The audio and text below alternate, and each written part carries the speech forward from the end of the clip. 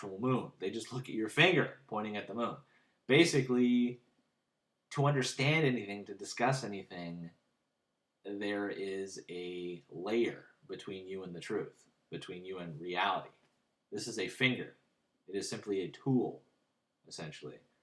Math, for example, that's going to be one of my points. Is people, modern society worships math. Math is great. Math is an amazing tool. It's an amazing finger, but it is still just a finger. You see the folly of this when people think that a mathematical object is a real object. They're like, wow, it's been mapped out, and therefore, it's like, no, it is a theoretical object. It is something you are describing.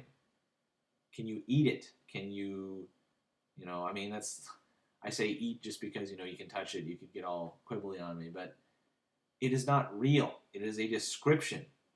Math is like logic. People think, again, being logical means being sensible. There's no such thing. Logic is just putting A to B to C. If I decide that everyone on Earth is monkeys, then it's logical for me to assume that the favorite food of everyone on Earth is bananas. That's completely logical, except that my initial assumption that everyone on Earth is a monkey is incorrect. Or maybe it isn't. Again, that's the interesting thing about awareness is there is no... You never know if you're completely correct. Everything is just a position.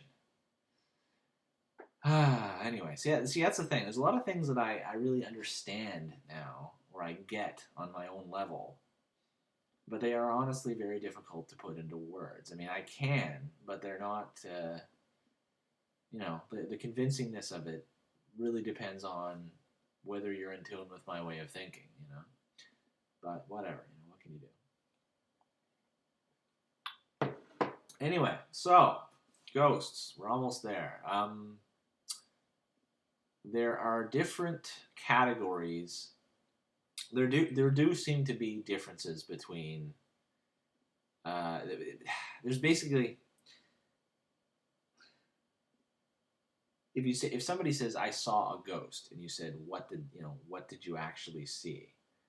Well, based on the entire episode, all the information involved, over many cases that we have seen and we have read about, that kind of thing, you can draw distinctions. And I'll just hit the major categories.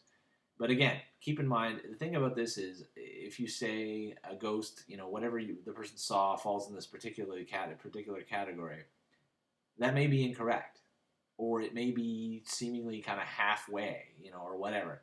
These categories are, again, they're just a finger. They're just sort of useful for providing some order to the big data cloud. But they're not actually true. They're just for convenience, essentially. This is why, of course, this whole thing about categories, this is why people are like, science has had a hard time determining, what is life? Because they want to draw that hard line between what is alive and what is dead. And the thing is, in reality, there is no hard line. There is a spectrum. Some things are more alive. Some things are less alive. Basically, the fact that there are living things proves that reality and existence have the potential for life. That's one of the things that's inherent in the structure of the universe. We know that because we have observed living things. What's interesting is when you get past the dogmatic way of thinking, you start realizing, one thing, everything comes down to awareness. Everything comes down to perception. But I used to think, I used to be kind of frustrated by that. But now I realize the power. Well, I just realized that most things in perception are a priori, as in, I exist. I don't need logic to prove that I exist. Or rather, there's a very simple logic used by Descartes. I think, therefore I am. Or rather, I would put it, I am aware that I exist, therefore I exist. How can you... The thing is, that's unassailable. But of course it's local. That's what's interesting. To someone on the other side of the world that isn't aware of my existence, I might as well not exist. But that doesn't matter. Every aware being is a locus of awareness.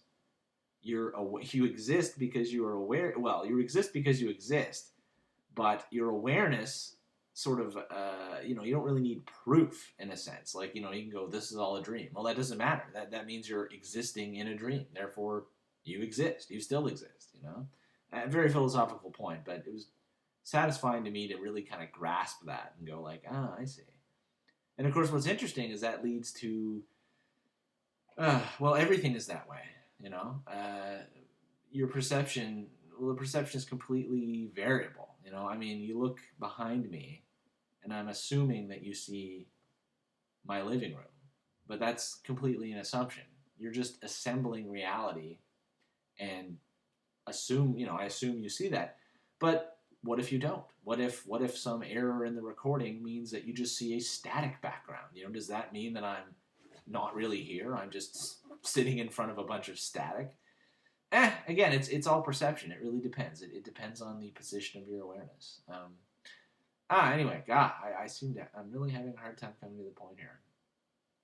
Ghosts. All right. Well, basically the things that people see or experience that you could call ghosts, again, there's different classes. There are, and it's impossible to know which is which, just because, again, the real critical factor would be if you see what seems to be a person, but they then vanish, or they look like a person, but they're like a transparent image and they go through a wall, or they seem to be a person, but they're hovering an inch off the ground, all of which has been observed. Though, again, it's not like people think. It's not like, oh, it's a ghost, therefore it has the power to fly, or some stuff like that. No, it's complete. That's just putting a bunch of pop culture notions together and saying it's a ghost. That's the whole point. That's the way it is with everything in the paranormal. You see something, or you experience something. Could be a thought, could be a feeling, could be something you see, could be something you hear, could be something you smell.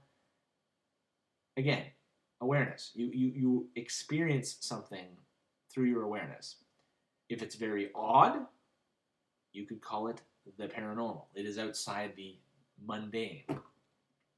What it actually is actually, it's like a quantum event. It's actually pretty much impossible to determine absolutely. You can determine some things and sort of roughly put it into a category. Well, I guess that's the problem I'm having here is, again, like the way I'm trying to force my brain to give a cut and dried answer, and it just doesn't exist. All right, though, it is true, though. Okay, again, I know, I'll keep trying.